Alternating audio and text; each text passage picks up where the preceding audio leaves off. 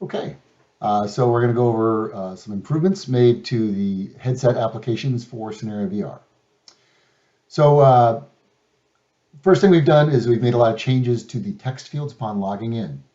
For one, it remembers the ID that you typed last, so you have that ID. As a matter of fact, it remembers the last 5 IDs that you've logged in with, so you can quickly change between users without having to retype every time.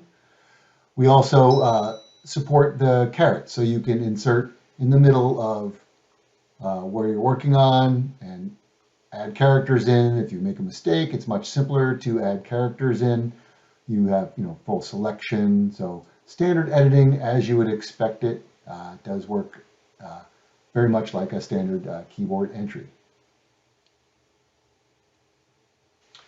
Okay, and when you are logged in, we have some new updates for you here as well. So if we go to a scenario and launch a scenario, your standard scenario, you would have to, in order to look around, you have to move your head. We now support what we call snap turning. So if I just click around on it, I can use either the stick on the 6 Degree of Freedom headset or the touchpad, and I can snap and turn around, and I turn with a 1/12, so it's on the clock hands as you're turning around. You can actually turn and look around the scenario without having to actually move your head around. So you can stay seated at your desk and look forward, but yet look around the scenario. The other thing we've done is for pan to. Pan to is now snap to on the headset, so it still pans on the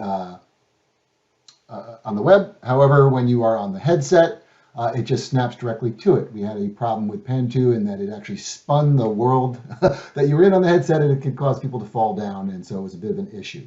So we now have it. This scene famously does a pan over to the side when it pans directly to it. Now it just snaps to it and immediately goes to it. So kind of a nice way to do things. So we've got a lot of text improvements, and pan to is now snap to, and we have snap turning available.